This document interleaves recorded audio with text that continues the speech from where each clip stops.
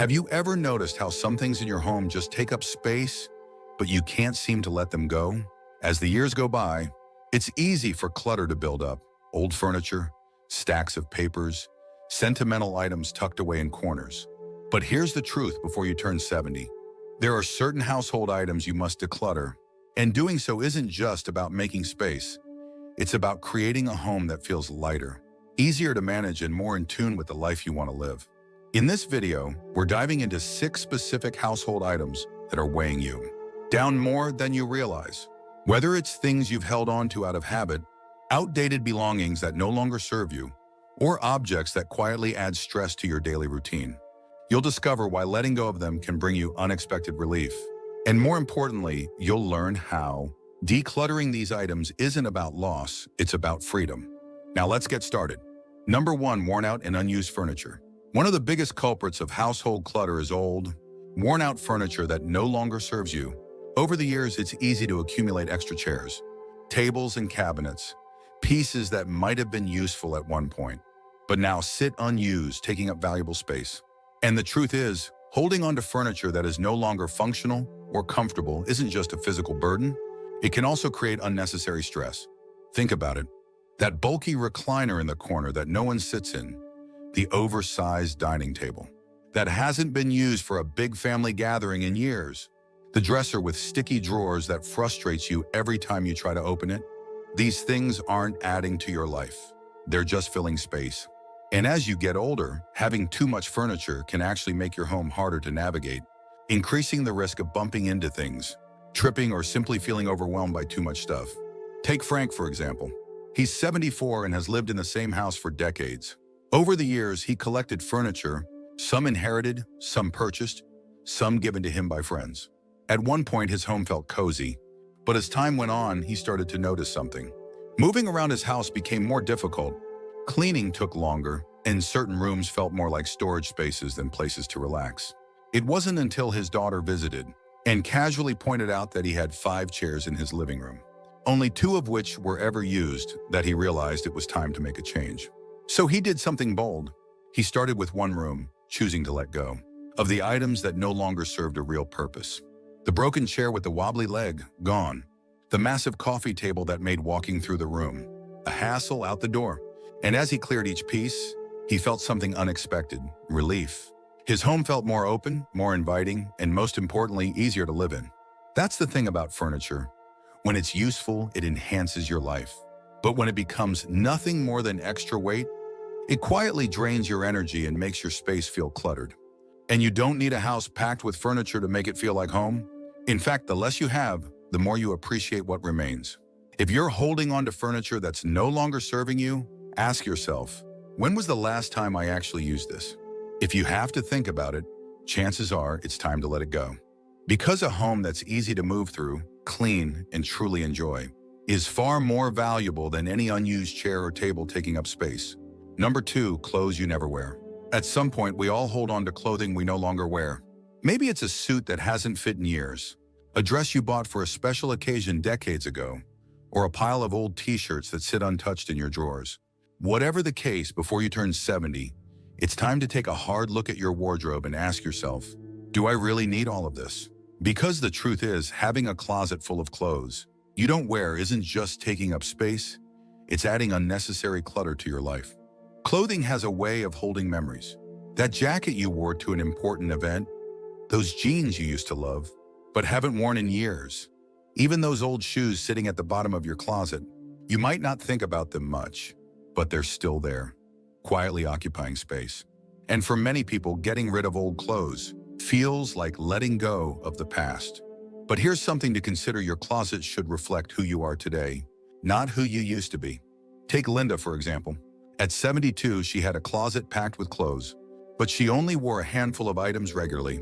She had dresses from the 80s, jackets she hadn't touched in decades, and shoes that looked nice, but hurt her feet every time she tried to wear them. Every morning, she'd stand in front of her closet, feeling frustrated by the sheer number of choices, most of which weren't even practical anymore. One day, she decided to make a change. She pulled everything out of her closet and made 3 piles. One for clothes she loved and actually wore, one for clothes that no longer fit or felt comfortable, and one for items she was keeping just in case. That last pile was the hardest to deal with. But as she started letting go of things she hadn't worn in years, she realized something. She wasn't losing anything. She was gaining space, clarity, and a wardrobe that actually made her life easier. That's the key. When you declutter your clothes, you're not just getting rid of fabric, you're simplifying your daily routine.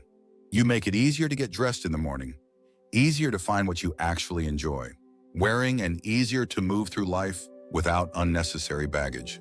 And the best part, someone else could be using those clothes. Instead of letting them sit in your closet, why not donate them to someone who needs them? So if your closet is overflowing with clothes you never wear, ask yourself, do I really need this? If it doesn't fit, if it's uncomfortable, or if you haven't worn it in years, it's time to let it go. Because at this stage in life, you deserve a wardrobe that works for you, not one that weighs you down. If you're still watching this video and finding these insights valuable, please comment number 2 below to let me know you're here. And if you haven't subscribed yet, I recommend you subscribe and turn on the bell so you don't miss any videos. Now let's move forward. Number 3, expired medications and old toiletries. One of the most overlooked forms of household clutter is something you probably have sitting in your bathroom cabinet right now: expired medications and old toiletries. These items tend to pile up without us even realizing it. Maybe it's a bottle of pain relievers from years ago, half-used prescription medications you never finished, or skincare products you bought but never really liked. Before you know it, your drawers and cabinets are filled with things you no longer use. And worse, some of them could even be unsafe. Medications expire for a reason. Over time, their effectiveness weakens, and in some cases, they can even become harmful. Holding on to old prescriptions, just in case, might seem harmless, but the truth is, if you ever need that medication again, you should be consulting your doctor for a fresh prescription, one that is up to date and appropriate for your current health needs.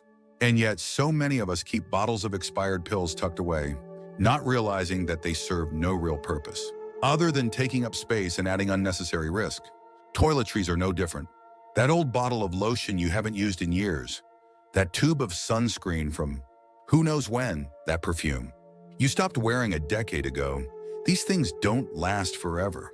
Many people don't realize that skincare products and cosmetics also have expiration dates, and using them past their prime can lead to skin irritation or infections. And yet we hold on to them thinking we'll use them someday. But let's be honest, if you haven't used it in months or years, you're probably not going to. Take Robert, for example. He's 75 and takes pride in keeping his home organized. But one day while searching for a bandage, he opened his medicine cabinet and realized it was filled with bottles and boxes he hadn't touched in years. Expired painkillers, half-used tubes of antibiotic cream, a prescription for something he no longer even needed. It was all just sitting there. When he finally took the time to go through everything, he was shocked at how much he had been keeping just in case. And as he cleared it out, he felt a sense of relief, knowing that everything left in his cabinet was actually safe and useful. That's what many people don't realize. Decluttering your medications and toiletries isn't just about tidying up. It's about safety, about having what you actually need, and about letting go of the unnecessary. When you clear out expired medications, you make room for the ones you truly rely on. When you get rid of old toiletries, you simplify your daily routine and ensure that everything you use is fresh and effective. So if you haven't checked your medicine, cabinet, or bathroom drawers in a while, now is the time. Look through your medications. If it's expired, toss it safely. If it's a prescription you no longer need, dispose of it properly, instead of letting it sit. And when it comes to toiletries, be honest with yourself.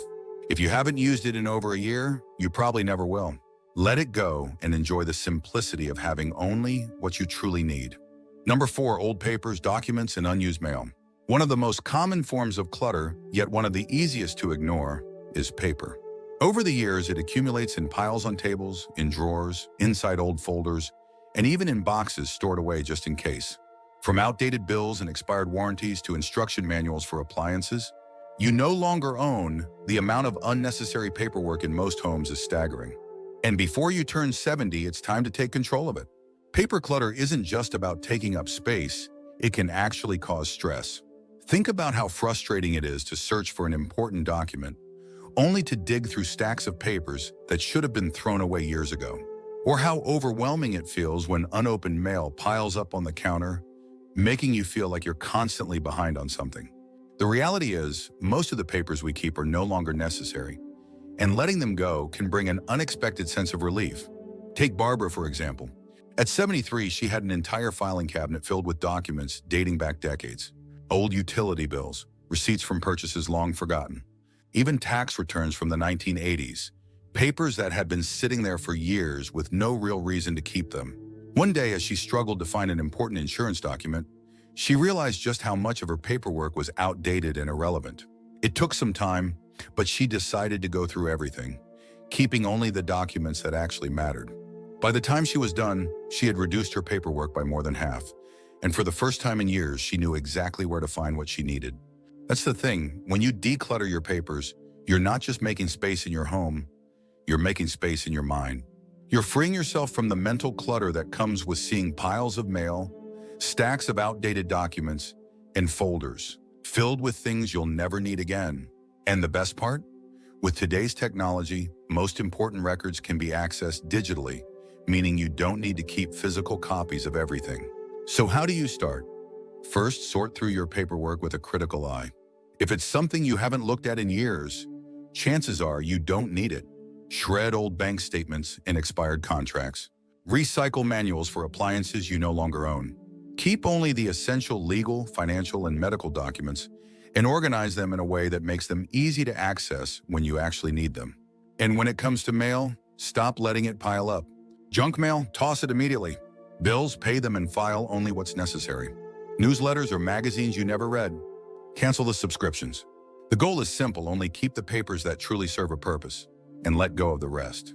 If you're still watching this video and finding these insights valuable, please comment number 4 below to let me know you're here.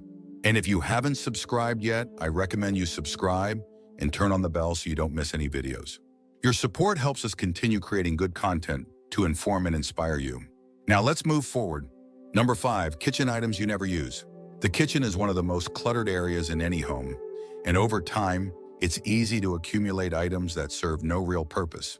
Cabinets filled with mismatched containers, drawers stuffed with utensils you never use, old pots and pans gathering dust before you turn 70. It's time to clear out the kitchen clutter that's making your space more chaotic than it needs to be. Many people hold on to kitchen items out of habit.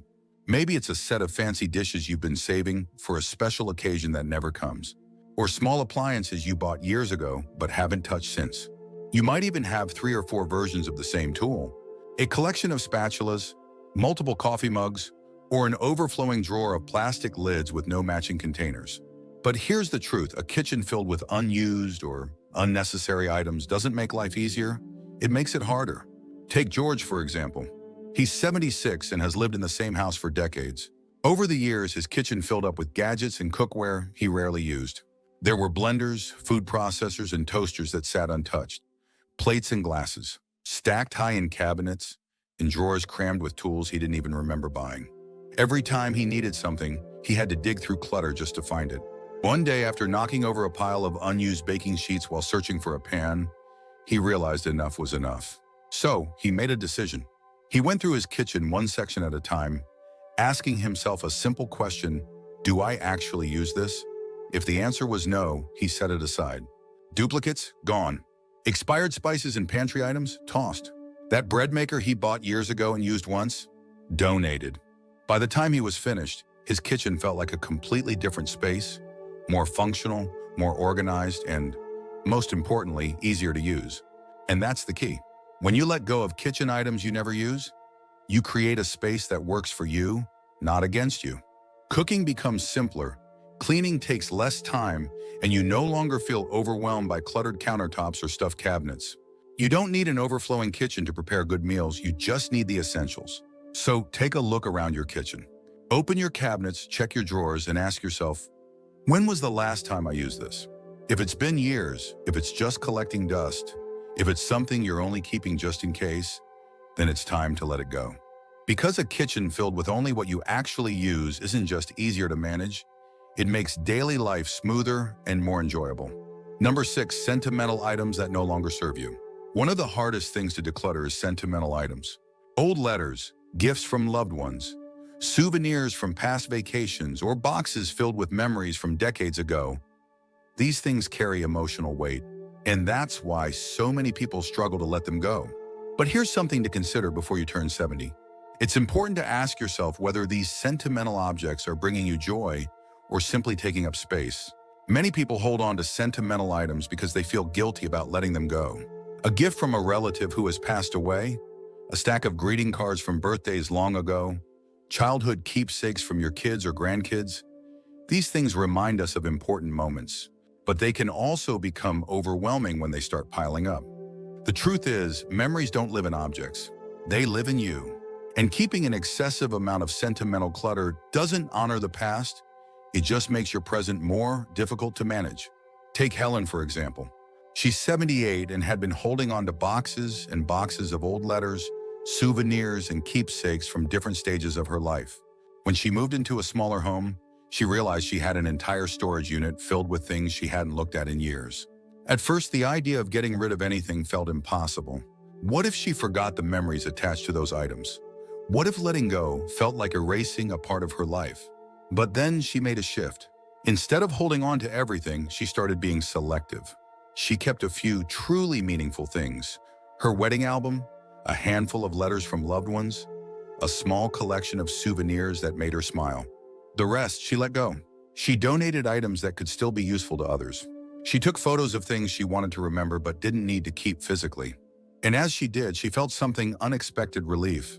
That's what many people don't realize. Decluttering sentimental items doesn't mean forgetting the past. It means making space to fully enjoy the present. It means keeping the best and letting go of the rest. And it means choosing to surround yourself with things that bring you happiness rather than objects that weigh you down. So if you've been holding on to sentimental items that are more of a burden than a blessing, take a moment to reflect. Do you need to keep every letter, every souvenir, every keepsake to remember the people and experiences that shaped you?